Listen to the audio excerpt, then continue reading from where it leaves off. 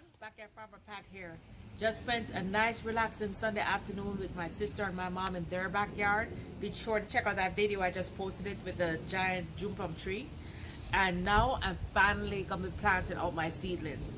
This is part 4 of the seed starting series. Of course, you know that I showed you how to choose your seedlings, how to find the right location, how to prepare that location, how to mix the soil and have the right medium. And now the seedlings have been growing for at least 6 to 8 weeks, which is way too long.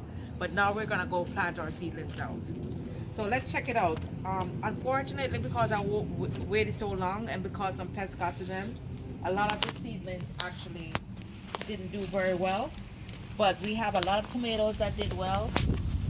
These are the burpee tomatoes that I planted. Burpee, you can get burpee at Lowe's, Home Depot, anywhere. I believe I got these at Lowe's.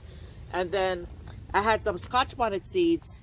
I call them George's peppers. George is my brother-in-law, and he gave me some red spicy peppers that taste almost like Scotch bonnet, but they were absolutely delicious. And I planted some seeds that I thought weren't even going to germinate because the pepper was completely rotted, but these germinated. I also have some Chadwick tomatoes, which I got from can't remember the name of the place, but I'll post it on there. It was an online website. We also have some Swiss chard. Only a couple came up, and we had some milk bok chow, but something came and ate half of the things. Half of them are gone. Also, we have a couple of tatsoi bok chow left. So we're gonna go ahead and plant these out today. On this side, we have some sugar kiss. These are cantaloupe that are literally sugary sweet. We're gonna plant these out. I noticed on some of these items we have some of these plants, we have some little brown spots. So I'm gonna spritz them with neem oil right after planting them. For some reason, these didn't do very well. They germinated, but for some reason they didn't like out of this area or where we are. So I'm not gonna plant these out. But we have enough to plant here. As you guys know, my side garden is really full right now. So I have a few containers that I prepared here, as well as I have the very front of my sweet potato patch, which I've been pushing the sweet potatoes back. I have my cord that I've been twining them back so I can use this space. You guys should go back and watch the seed starting series so you can see how I prepared the soil. I actually put down fresh soil. I covered it with mulch so I can basically keep the area protected. So let's start planting out. So as I said, we have peppers, we have tomatoes, and we have some bok chow. For this area, I am gonna use mainly the bok chow. If I planted tomatoes here, it's gonna really compete with these sweet potatoes. You can see the sweet potatoes have basically taken over. Plus, we're kind of at the end of the season for greens in South Florida. In South Florida, it gets very hot. We're at the beginning of March, and you can see I'm in shorts. It's already very hot. So I'm not sure how good the greens are going to do at this point, but I'm going to plant the remaining bok chow and Chinese cabbage. Any greens that I have like that, I'm gonna plant it in this front bed. And this is a perfect example of how you can layer your plants in. But when you have a very limited area, you don't have to use the whole area for one thing. I always plant multiple plants in the one area. And believe it or not, this is my Stokes purple sweet potatoes. It has a purple flesh and a purple skin. And I actually put only one potato in the ground towards the back. And I just have multiple layers of potatoes coming up. I broke some of them off and I planted them in different areas. But this is basically, I can't wait to see what's under here. As you guys know, these leaves, purple sweet potatoes, any kind of sweet potato leaves are very high in nutrients. They're even more nutritious than spinach. You guys can go back and look at my sweet potato videos and also see my videos where I actually stir fry sweet potato leaves and show you how to do that. So I probably will be harvesting some leaves soon to get these stir fried. And guys, look at this, what popped up. I just noticed this yesterday. So callaloo. I didn't plant any callaloo this year, but the good thing about callaloo is once you plant it, they pop up everywhere. They pop up in the in the on the driveway. They pop up in my flower pots, and I didn't even know there was a callaloo seed that fell here, so it popped up, and as you can see, it already went to flower before I noticed it. So I'm gonna let it fully dry so I can get more callaloo seeds, and probably when I move I will plant some callaloo. But for now, we're gonna plant this front area with our bok chow. So let's get started with planting.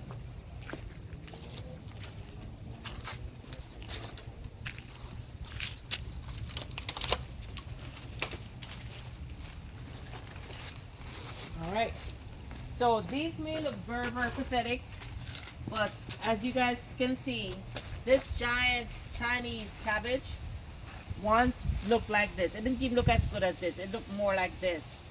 But I didn't give up on it, and it's now this.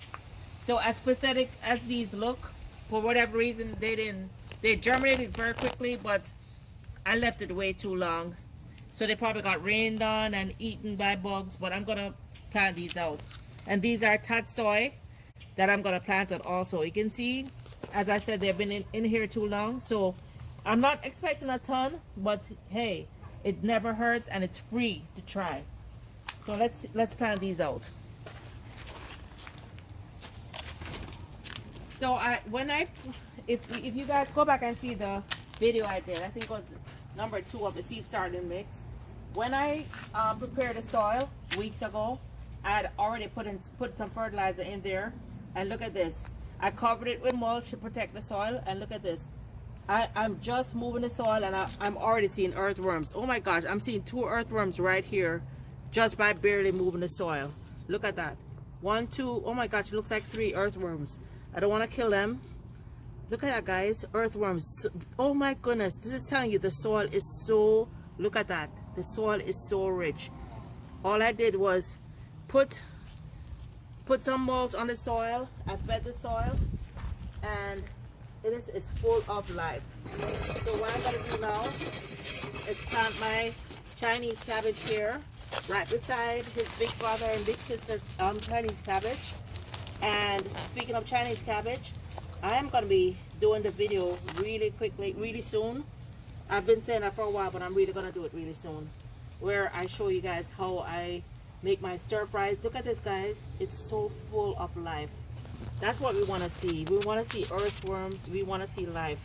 When you're growing things organically, you know, and not using a bunch of pesticides, the nature will take care of itself.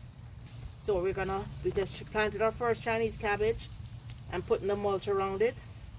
I'll come back after and water everything. All right, so gonna give it some space. You see how this was one I didn't even know this was here. This popped up, so I'm gonna give it some space. I'm gonna harvest these 2 soon. At least this big one, I'm gonna harvest this soon. So let's make a little space. And most people wouldn't even think of planting things here because these leaves are coming over, but I have to maximize my space. So I've got to the soil. Let's see, let's do tatsoi. This is another bok chow. That was a Chinese cabbage. This is a bok chow, tatsoi. I see some little, you can see a lot of the leaves missing. That means something got to it and started eating it, but it's okay. I'm gonna spritz them with some neem oil, maybe in a few days, maybe not right away. I'm gonna water it first, then spritz it with some neem oil. Neem oil is 100% organic, so we know we're not adding any pesticides to our food. All right, so we have the tatsoi bok chow. Let's try one of the Swiss chard now. So we're gonna move the soil. See, because everything was prepared ahead of time, everything was done ahead of time, it's really easy now. So get one of these nice Swiss chard. It looks tiny, it looks like it's not gonna do anything, but I think it's gonna be fine. So we put the soil in. The last time I planted Swiss chard was the same time I planted the Chinese cabbage. It didn't do well because Tropical Storm Eta came and literally drowned it. So I want to make sure I at least get one of each of these. So the milk bok chow, I don't think I got a milk. I got tatsoi, I got the Swiss chard. Let's try a milk bok chow. So I'm gonna pull this milk out. And this is the milk bok chow. So I'm doing them like maybe a foot apart to give them space to grow. And I'm putting a little mulch around it, and I'm hoping that none of these buggers will come and get it. Let me see what else I have. Get another Swiss chard. Push these leaves back.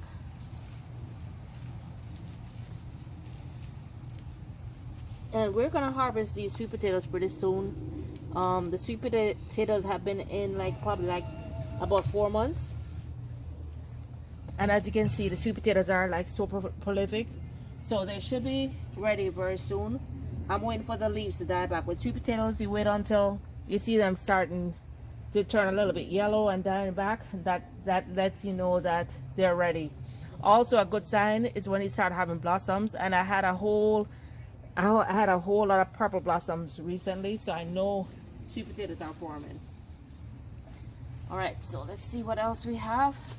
This one is milk bok chow. This one looks nice. Let's get this one. So I have my greens in. Any extra greens that I have, I'm gonna take it to my mom's house. Let me see. Let me get one more in there. Tatsoi. Let's get one more tatsoi in. I really do love bok chow.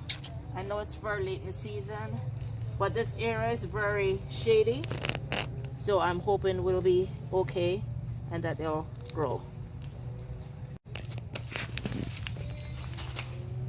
All right, so for the tomatoes, I'm gonna use some of the grow bags that I reused. Remember, I recently harvested some purple fleshed potatoes. I harvested some ginger, and plus I had some other things that I harvested before. I think some peppers were in that one.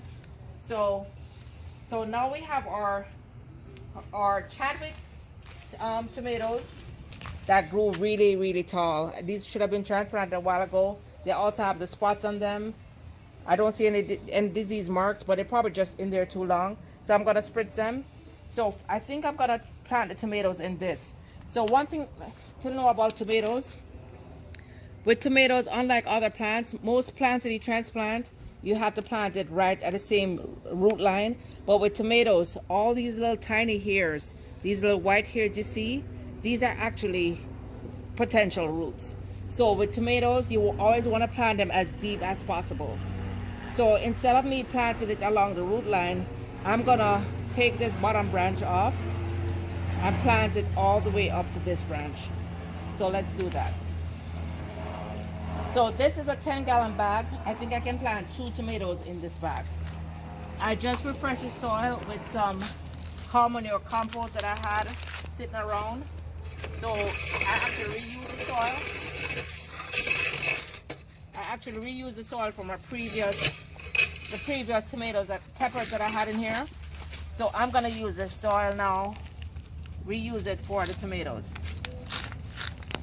I'm gonna add some more of that fertilizer I used also in it, since it's been way too long in the pot. So you can see the tomato has formed a lot of roots, which is very, very good, but I want it to form even more roots. The deeper you plant it, is the thicker it will become, and the stronger the plant will be, and of course you get more tomatoes. So here, there are 2 ways to plant it deep. There are people who plant their tomatoes sideways with the top up so that everything forms roots, but I'm not going to do it that way. I want to plant 2 plants in this pot because of space. Ideally it should be only 1, but for space reasons I'm going to plant 2 in this pot just so I can get more. So I'm going to plant it all the way down, and then I'm going to cover it all the way up to the top. So instead of the normal root line, it's gonna have a lot more roots, and it's gonna be a whole lot stronger. Let's do a second one in here. As you can see, I'm gonna space them out.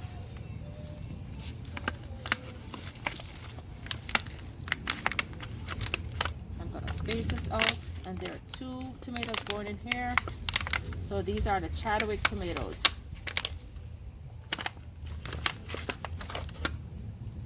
So I'm gonna break this in half. So we have 2 sets. I'm gonna go all the way to the bottom, all the way to the bottom, so I can plant it really, really, really deep. And here we go. All right, and then this one is gonna go in another pot. What I might do is plant this in another pot and then take it to my mom's house so I can transplant. All right, so let's go over here and plant this other one.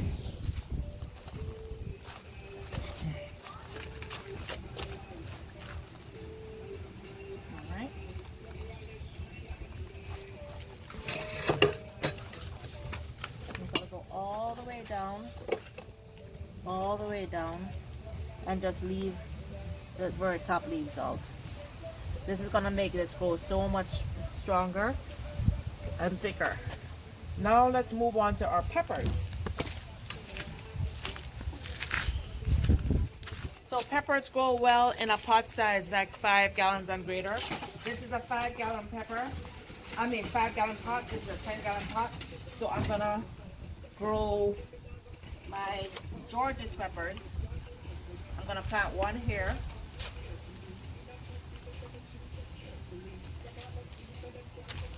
So unlike the tomatoes, peppers, you wanna only grow it to where the root line was.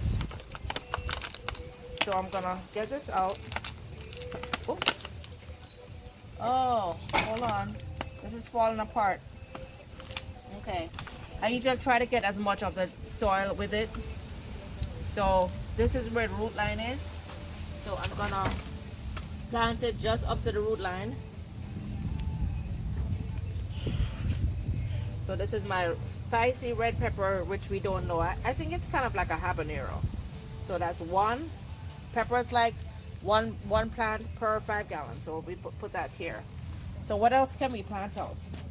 So we have our sugar kiss cantaloupe, which I tell you was absolutely delicious.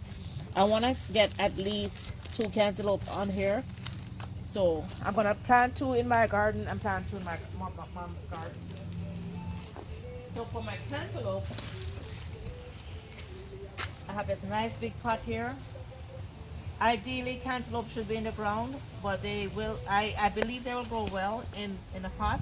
This is my first time planting sugar kiss. So let's see how it does in here in South Florida. I'm hoping it does well here. I've never planted it, but sugar kiss, I got this out from eating a fruit. So this is costing me absolutely nothing to try. If after a month or 2 it's not thriving, then I can always reuse a pot to plant something else. So what else do we have? What else do we have? Okay, so we got our George's pepper. We got a couple Chadwicks. Leaving the rest for my mom. Here we have some Scotch bonnet peppers. So the Scotch bonnet hasn't gotten big yet, but it may be because Scotch bonnet doesn't like a lot of water, and I know this area has been a bit soggy lately. So I'm gonna transplant some Scotch bonnets. Here's what I'm gonna do. This is gonna be a 2-stage. I'm not gonna leave them here, but just because I want them to get well drained, I'm gonna plant some Scotch bonnet seedlings along the side of the sugar kiss cantaloupe. Once these start getting a little bit bigger, because they absolutely should be much bigger than this. So I think it's where I had them before. Once these get bigger, I will transplant them. Usually, for spring, I like to plant a lot of bell peppers. I absolutely love bell peppers, and those normally do very well here. However, because I'm in a transition, I know I'm about to move. I am not planting too many plants here because I know it's going to be even more plants for me to carry with me. Hey there, just wanted to show you real quick. I went back in, sprinkled a little bit more of that tomato and herb fertilizer. Dr. Earth organic fertilizer. I sprinkled a little bit, a couple of handfuls on each plant, and I watered them well, and I mulched the top to protect the soil. So you can see, here's what everything looks like, mulched out, and that's it. So I think that's it for now. That's it for now. I just wanted to show you guys. I'm gonna go ahead and plant some, probably do some more planting on the right side, right beside my mustard greens. If you guys remember, you can look. This was the mustard greens that I already harvested probably 2 weeks, 3 weeks ago, and you can see it's huge again. Look at the size of my hand compared to the mustard greens. You can tell this is massive, right? It's absolutely massive. So I harvested everything. I left maybe a leaf this size, and within a week it's like this again. I had planned on planting some plants here, but I'm not sure if I will. I may or may not. But I'll send a, you'll see it, the update in a few weeks as to how everything is doing. All right, so that's it. Thanks guys for watching. Don't forget to hit like and subscribe so you can follow me on my food growing journey. And also don't forget to watch as I'm gonna show you how to start a veggie bed, a raised bed from scratch. I'm gonna do it at my mom's house right now. She has like a lot of weeds and no raised bed. I'm gonna create a raised bed, and also I'm gonna plant some of these plants over there. So till next time, let's plant, grow, and eat together. Don't forget to hit like and subscribe. Till next time, stay safe. Bye. God bless.